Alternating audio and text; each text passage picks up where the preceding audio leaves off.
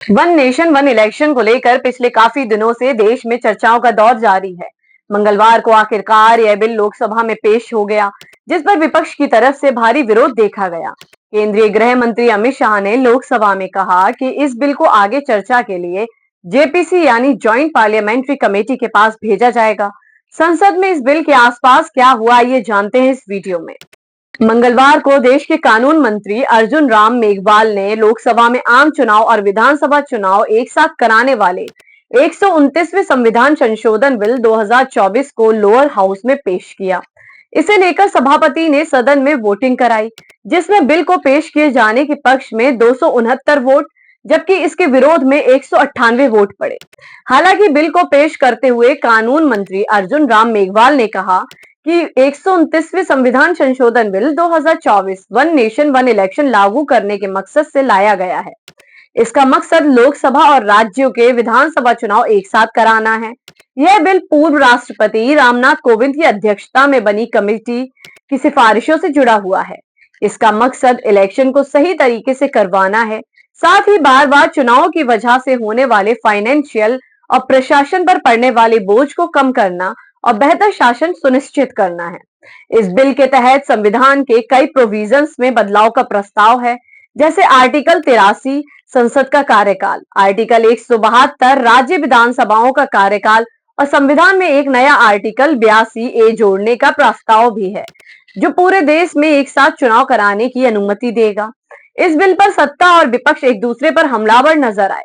विपक्ष ने इस कानून को संविधान के बेसिक स्ट्रक्चर और देश के फेडरल स्ट्रक्चर पर हमला बताया।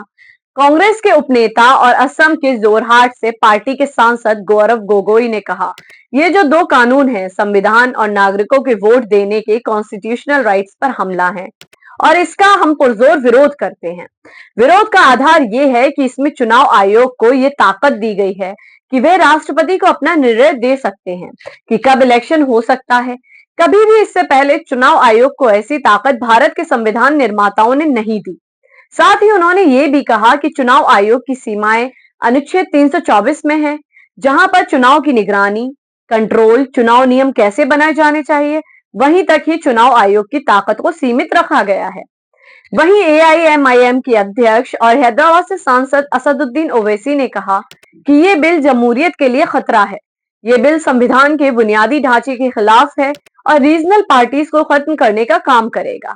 वहीं समाजवादी पार्टी के सांसद धर्मेंद्र यादव ने लोकसभा में कहा, मैं संविधान के 129वें अमेंडमेंट एक्ट का विरोध करने के लिए खड़ा हूं।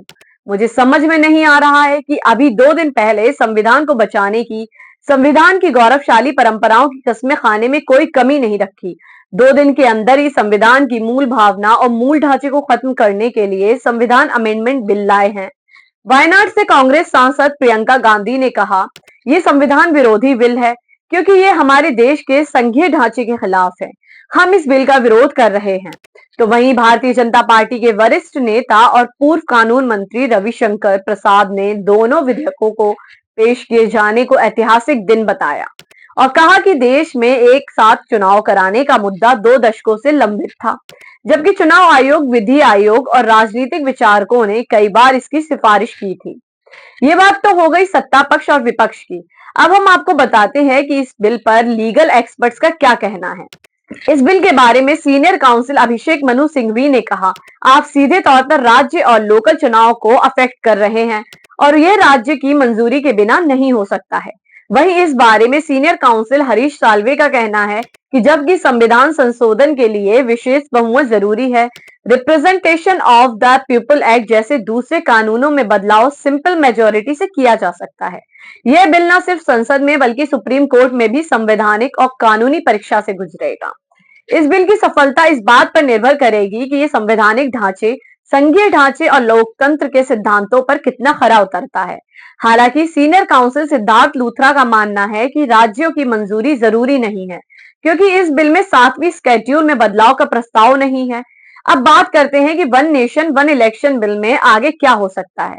तो जेपीसी का काम होगा इस बिल पर डिटेल डिस्कशन करना और अलग अलग पार्टीज और स्पेशलिस्ट से इसे लेकर चर्चा करना और फिर उसके बाद अपनी सिफारिशें सरकार को देना।